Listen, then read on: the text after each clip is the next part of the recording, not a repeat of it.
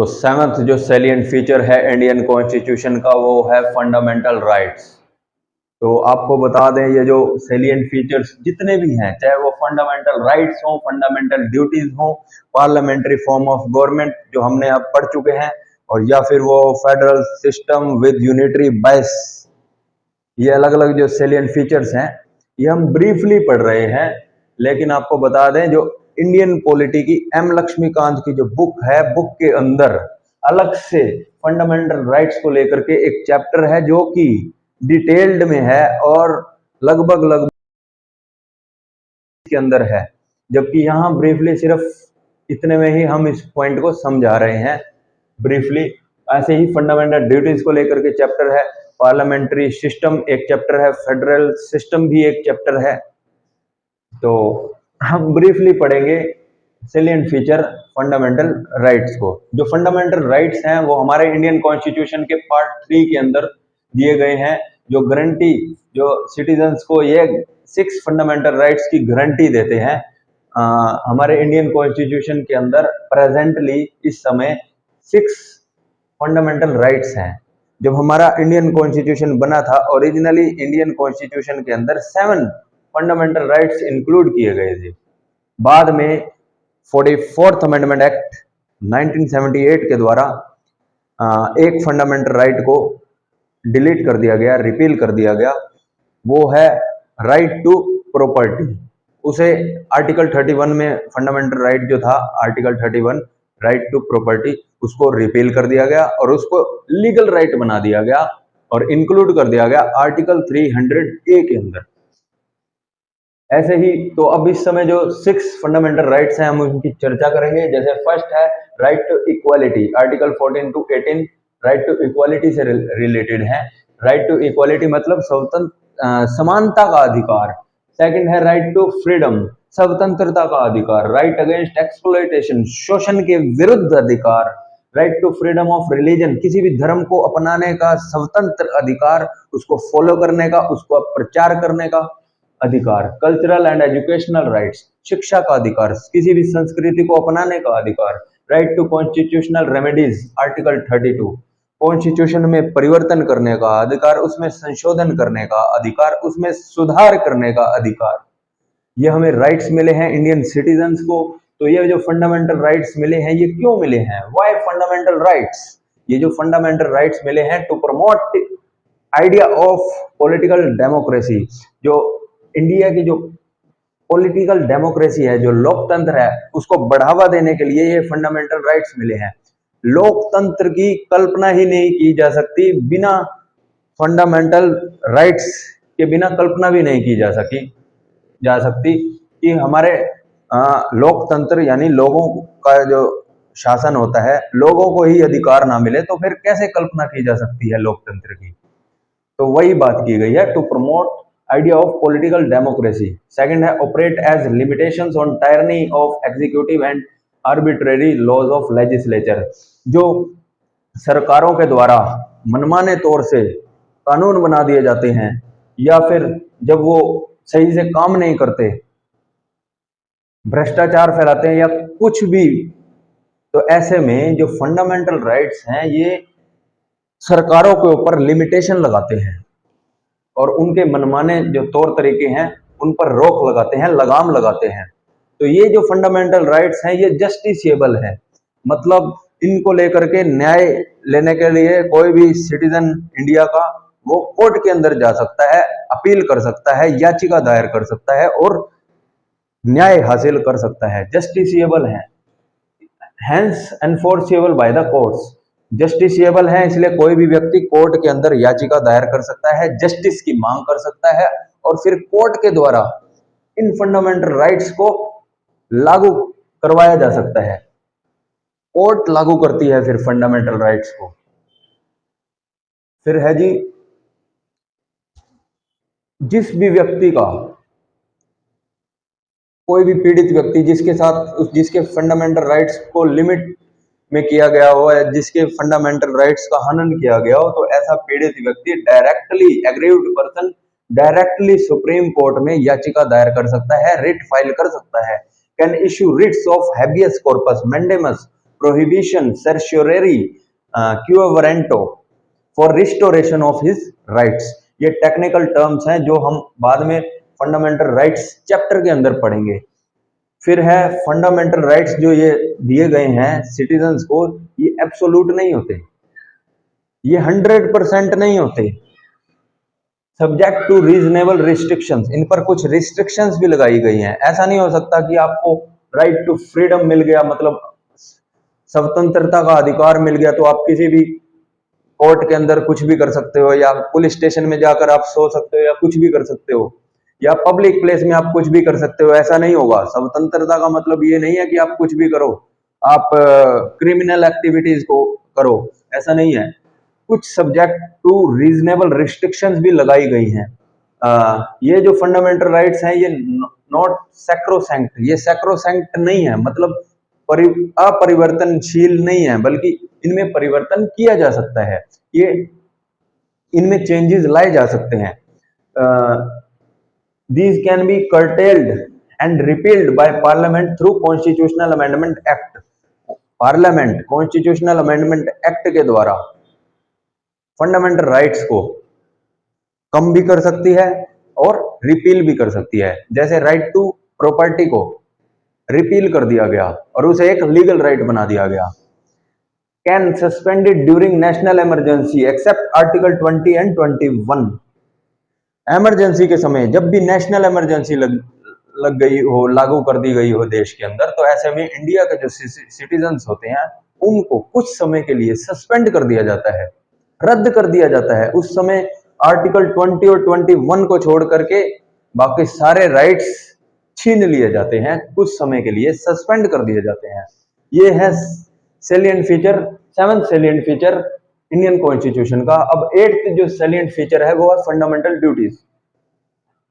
जैसे सिटीजन्स को कुछ फंडामेंटल राइट्स मिले हैं, कुछ अधिकार मिले हैं, ऐसे ही उनको फंडामेंटल ड्यूटीज भी मिली हैं, कुछ कर्तव्य मिले हैं जो कि उनको निभाने होते हैं राष्ट्र के प्रति, समाज के प्रति, या फिर फेलो सिटीजन्स के प्रति, आपसी नागरिकों के प्रति। तो जो फंडामेंटल ड्यूटीज थी, जब हमारा ओरिजिनली कॉन्स्टिट्यूशन बना था उस समय फंडामेंटल ड्यूटीज इंडियन कॉन्स्टिट्यूशन में इंक्लूड नहीं की गई थी, बाद में ऐड की गई थी ड्यूरिंग इंटरनल इमरजेंसी 1975 टू 77। जब इंदिरा गांधी प्राइम मिनिस्टर थी उस समय में जब इंटरनल इमरजेंसी लगी थी 1975 टू 77 के बीच में, उस समय 42nd कॉन्स्टिट्यूशनल अमेंडमेंट एक्ट 1976 के द्वारा फंडामेंटल ड्यूटीज को ऐड किया गया था इंडियन कॉन्स्टिट्यूशन में। किसकी रिकमेंडेशन के द्वारा? रिकमेंडेशन ऑफ स्वर्ण सिंह कमेटी के द्वारा। फिर बाद में आगे चलकर 86th कॉन्स्टिट्यूशनल अमेंडमेंट एक्ट 2002 के अंदर एक और फंडामेंटल ड्यूटी को इंडियन कॉन्स्टिट्यूशन के अंदर इंक्लूड कर दिया गया। इस समय इंडियन कॉन्स्टिट्यूशन के अंदर पार्ट 4 के अंदर, पार्ट 4A के अंदर सिर्फ एक ही आर्टिकल है, आर्टिकल 51A। उसके अंदर 11 फंडामेंटल ड्यूटीज इस समय अवेलेबल है। तो एग्जाम्पल के तौर पर कुछ फंडामेंटल ड्यूटीज को हम यहाँ देखेंगे, जैसे respect to constitution and national flag and national anthem, to protect sovereignty, unity and integrity of the country, to promote the spirit of common brotherhood among the citizens of India, to preserve the rich heritage of our composite culture and so on। composite culture यानी जो mixed culture है India का, diverse culture जो है, जो उसको preserve करके रखना, उसका संरक्षण करना, उसकी रक्षा करना, और ऐसे और भी कई फंडामेंटल ड्यूटीज हैं। तो ये जो फंडामेंटल ड्यूटीज हैं ये क्यों हैं? ये इसलिए है ताकि ये सिटीजन्स को रिमाइंड कराते हैं कि जैसे इंडियन सिटीजन्स को कुछ राइट्स मिले हैं, वैसे उनको कुछ देश के प्रति, राष्ट्र के प्रति, समाज के प्रति, सोसाइटी के प्रति, फेलो सिटीजन्स के प्रति कुछ कर्तव्य भी मिले हैं जो जिनका उन्हें पालन करना होता है। लेकिन ये जो फंडामेंटल ड्यूटीज हैं ये कंपलसरी थोपी नहीं गई नागरिकों के ऊपर, सिटीजन्स के ऊपर, बल्कि ये नॉन जस्टिसिएबल है। मतलब court in non enforceable by the courts, मतलब कोर्ट इनको धक्के से लागू नहीं करवा सकती। लेकिन ये हमारा एक फंडामेंटल ड्यूटीज हैं जो कि एक कर्तव्य है, हमारा ड्यूटीज हैं जिनका हमें पालन करना चाहिए। नाइन्थ जो सैलिएंट फीचर है इंडियन कॉन्स्टिट्यूशन का वो है directive principles of state policy. Doctor बी.आर. अम्बेडकर जी ने भी कहा था कि ये जो सैलिएंट फीचर है DPSP, directive principles of state policy, जिसको हिंदी में राज्य के नीति निर्देशक तत्व के नाम से भी जाना जाता है, ये बड़ा ही नोवल फीचर है, एक प्रकार का बड़ा ही यूनिक फीचर है, जो कि ये जो डीपीएसपी है ये हमारे इंडियन कॉन्स्टिट्यूशन के पार्ट 4 के अंदर दिए गए हैं एंड क्लासिफाई किए गए हैं। मोटे मोटे तौर पर कहें तो क्लासिफाई किए गए हैं 3 कैटेगरीज में, socialistic, Gandhian and liberal intellectual. तो ये जो डीपीएसपी हैं ये क्या होते हैं और क्यों दिए गए हैं इंडियन कॉन्स्टिट्यूशन के अंदर?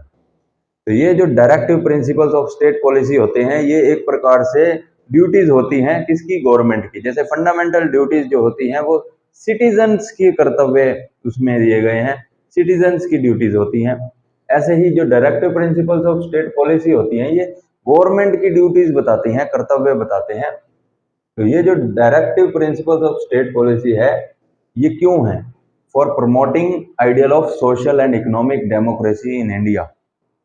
इंडिया के अंदर सामाजिक और आर्थिक लोकतंत्र भी आ जाए। पॉलिटिकल तो आया हुआ है क्योंकि वोट का अधिकार है, लेकिन आर्थिक और सामाजिक डेमोक्रेसी भी आ जाए, तो इसके लिए डीपीएसपी इंक्लूड किए गए हैं। और उद्देश्य क्या है?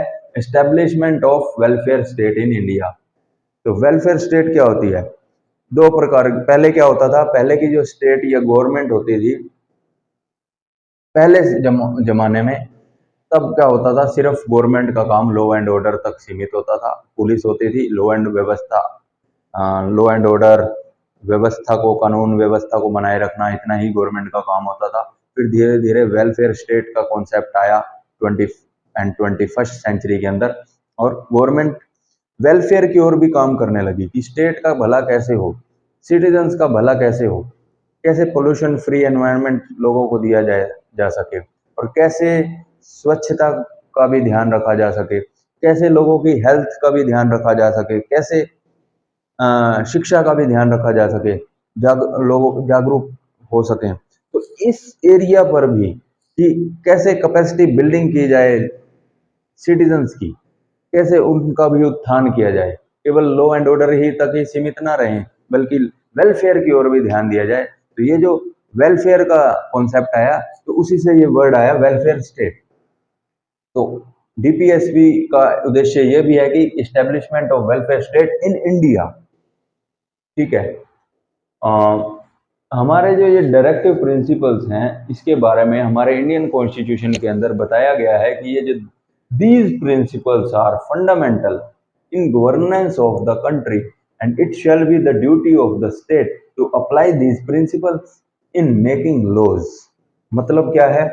ये जो DPSP directive principles of state policy हैं ये फंडामेंटल प्रिंसिपल्स हैं, ये मूलभूत सिद्धांत हैं इसके कंट्री की गवर्नेंस के, इंडिया की गवर्नेंस के मूलभूत सिद्धांत हैं जिनको फॉलो किया जाना चाहिए, जिनको अप्लाई किया जाना चाहिए। ये स्टेट की यानी गवर्नमेंट की ड्यूटी है। ये क्या है? ड्यूटी है इसकी, स्टेट की, गवर्नमेंट की, कि इन प्रिंसिपल को अप्लाई किया जाए, इन सिद्धांतों को अप्लाई किया जाए इन मेकिंग लॉज। कानून बनाते समय इन प्रिंसिपल्स को अप्लाई किया जाए। ठीक है, ये ड्यूटी है। तो ये एक क्योंकि ये एक ड्यूटी है, कोई कानून नहीं है, तो ये एक प्रकार से गवर्नमेंट के ऊपर मोरल ऑब्लिगेशन लगाते हैं, ना कि कोई लीगल ऑब्लिगेशन। कि ऐसा कंपलसरी नहीं है कि इनको डीपीएसपी को अप्लाई करना ही करना है, ये एक प्रकार से मोरल ऑब्लिगेशन लगाते हैं। ठीक है। तो जो रियल फोर्स काम करती है इनको अप्लाई करने में वो है पब्लिक ओपिनियन। जब तक लोग नहीं चाहेंगे, जनता नहीं चाहेगी, तब तक कोई भी सरकार भी इनको लागू करने के लिए इतना इच्छुक नहीं होगी, क्योंकि इंडिया में लोकतंत्र है, लोग जैसा चाहेंगे वैसे ही सरकारों को करना पड़ता है, क्योंकि वोट का अधिकार जो है वो लोगों के पास है। इसलिए जो रियल फोर्स काम करती है, कोई भी कानून, कोई भी प्रिंसिपल को अप्लाई करने में, वो है पब्लिक ओपिनियन, वो रियल फोर्स है। तो ये जो यहाँ मॉरल ऑब्लिगेशन है, एक नैतिक जिम्मेदारी है इसकी, सरकार की, कि इनको अप्लाई करे। तो इसलिए ये नॉन जस्टिशिएबल है, मतलब किसी कोर्ट में इसको अप्लाई करने के लिए कोई केस नहीं किया जा सकता, या याचिका दायर नहीं की जा सकती, या इसको अप्लाई करने के लिए धक्का नहीं किया जा सकता। ये नॉन जस्टिशिएबल है, इसलिए hence not enforceable by any court for their violation. अगर इनको नहीं माना जाता तो ऐसे में कोई कोर्ट इनको धक्के से लागू नहीं कर सकती। Not enforceable by any court of India for their violation, ठीक है। तो सुप्रीम कोर्ट ने मिनर्वा मिल्स केस के अंदर 1980 में कहा था कि the Indian constitution is founded on the bedrock of the balance between the fundamental rights and DPSP, ठीक है, fundamental rights and directive principle of state policy. Bedrock मतलब नींव। तो जो इंडियन कॉन्स्टिट्यूशन है उसको अगर देखा जाए तो वो फंडामेंटल राइट्स और डीपीएसपी दोनों की नींवों पर टिका है। वो कैसे भाई साहब, समझो। एक तो कोई भी कानून बनाया जाएगा, कोई भी कानून बनाया जाएगा, या जो इंडियन कॉन्स्टिट्यूशन में जितने भी सिद्धांत जो भी कॉन्स्टिट्यूशन में दिए गए हैं, वो एक तो ये देखते हुए बनाए जाते हैं, संशोधन भी इस आधार पर किया जाता है कि कहीं फंडामेंटल राइट्स लोगों के छिन ना जाए, लिमिट में ना हो जाए, या कोई फंडामेंटल राइट उसका वायलेशन ना हो जाए।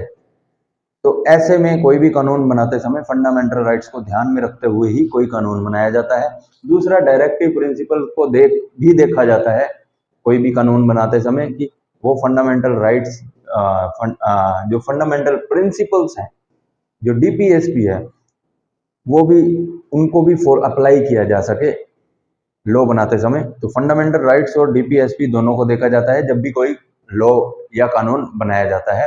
तो इसलिए कहा गया है, सुप्रीम कोर्ट ने भी कहा था कि the Indian constitution is founded on the bedrock of the balance between the fundamental rights and DPSP. तो ये है 9th salient feature Indian constitution का। 10th जो सैलिएंट फीचर है वो है synthesis of parliamentary sovereignty and judicial supremacy. तो ये जो डॉक्ट्रिन ऑफ पार्लियामेंट्री सोवरेनिटी, ये जो कॉन्सेप्ट है, ये ब्रिटेन का कॉन्सेप्ट है, क्योंकि ब्रिटेन के अंदर जो ब्रिटिश पार्लियामेंट है वो सुप्रीम है, वो सोवरन अथॉरिटी है, मतलब जो decision making power, higher decision making power अगर किसी के पास ब्रिटेन के अंदर है तो वो है ब्रिटिश पार्लियामेंट। और ये जो जुडिशियल सुप्रीमेसी का जो कॉन्सेप्ट है, ये अमेरिका का कॉन्सेप्ट है, क्योंकि अमेरिका के अंदर जो अमेरिकन सुप्रीम कोर्ट है वो सुप्रीम है। Judicial supremacy in America and parliamentary sovereignty in Britain. India के अंदर क्या है? इंडिया के अंदर सिंथेसिस है, मतलब मिक्सचर है, parliamentary sovereignty and judicial supremacy दोनों है। वो कैसे जी? सुनो, पार्लियामेंट के पास कॉन्स्टिट्यूएंट पावर है। कॉन्स्टिट्यूएंट पावर मतलब law making power and law में अमेंडमेंट करने की, कॉन्स्टिट्यूशन में अमेंडमेंट करने की पावर है। मतलब parliament can amend the major portion of the constitution through its constituent power. Constitution का मेजर पोर्शन, उसमें अमेंडमेंट, संशोधन, परिवर्तन, सुधार करने का काम पार्लियामेंट का रहता है। कॉन्स्टिट्यूएंट पावर पार्लियामेंट के पास है। और जो इंडिया का जो सुप्रीम कोर्ट है, सुप्रीम कोर्ट के पास ऐसी पावर है कि he can declare the parliamentary laws as unconstitutional. मतलब एक तरफ तो पार्लियामेंट के पास पावर है कि वो कॉन्स्टिट्यूशन में अमेंड कर सकता है, डिसीजन ले सकता है, और सुप्रीम कोर्ट पार्लियामेंट के द्वारा बनाए हुए लॉ को ही चेक कर सकता है। और चेक करने के बाद अगर कोई कमी निकली तो पार्लियामेंट के बनाए हुए लॉ को अनकॉन्स्टिट्यूशनल, इनवैलिड डिक्लेयर कर सकता है, घोषित कर सकता है। मतलब पार्लियामेंट को भी चेक करने का काम सुप्रीम कोर्ट का है। सुप्रीम कोर्ट पार्लियामेंट के द्वारा बनाए गए कानून को अनकॉन्स्टिट्यूशनल, इनवैलिड डिक्लेयर कर सकता है। मतलब पार्लियामेंट के पास तो जो सोवरेनिटी है वो कम हो गई, क्योंकि उससे ऊपर तो सुप्रीम कोर्ट है जो पार्लियामेंट को भी चेक कर रहा है। तो जो पार्लियामेंट्री सोवरेनिटी ब्रिटेन के अंदर ब्रिटिश पार्लियामेंट को मिली है, वो इंडिया के अंदर इंडियन पार्लियामेंट को नहीं मिली। इसलिए इंडियन पार्लियामेंट और ब्रिटिश पार्लियामेंट में फर्क है। ब्रिटिश पार्लियामेंट सोवरन है, इंडियन पार्लियामेंट उतनी सोवरन नहीं है जितनी ब्रिटिश पार्लियामेंट है। तो यहाँ डिफरेंस है इंडियन पार्लियामेंट और ब्रिटिश पार्लियामेंट में। ऐसे ही जो जुडिशियल सुप्रीमेसी है, मतलब अमेरिकन सुप्रीम कोर्ट और इंडियन सुप्रीम कोर्ट के अंदर भी डिफरेंस है। अमेरिकन सुप्रीम कोर्ट के पास पावर ज्यादा है, सुप्रीमेसी उसके पास ज्यादा है। इंडियन सुप्रीम कोर्ट के पास सुप्रीमेसी कम है। ऐसा इसलिए क्योंकि यहाँ जो सुप्रीम कोर्ट है, Indian supreme court, Indian constitution के द्वारा इंडियन सुप्रीम कोर्ट को प्रोसीजर एस्टेब्लिश बाय लॉ की पावर मिली हुई है। ये एक जुडिशियल रिव्यू पावर है, पावर ऑफ जुडिशियल रिव्यू। ये पावर कम है। अमेरिकन कॉन्स्टिट्यूशन की पावर ज्यादा है। अमेरिकन कॉन्स्टिट्यूशन के द्वारा अमेरिकन सुप्रीम कोर्ट को ड्यू प्रोसेस ऑफ लॉ की पावर मिली है, जो कि एक higher level of judicial review की पावर है। ड्यू प्रोसेस ऑफ लॉ में प्रोसीजर एस्टेब्लिश बाय लॉ तो आता ही आता है, साथ ही साथ ड्यू प्रोसेस ऑफ लॉ में ये चीज भी देखी जाती है कि जो लॉ है वो रिजनेबल है कि नहीं है, फेयर है कि नहीं है, जस्टिफिएबल है कि नहीं है। वो लॉ रीजनेबल भी होना चाहिए, फेयर भी होना चाहिए और जस्ट होना चाहिए। तो ये सब चेक करने का काम भी अमेरिकन कॉन्स्टिट्यूशन का रहता है। इंडियन कॉन्स्टिट्यूशन सिर्फ यही देखता है कि जो लॉ मेकिंग प्रोसेस है वो कॉन्स्टिट्यूशन में बताए हुए तरीके से लॉ मेकिंग हुई या नहीं हुई।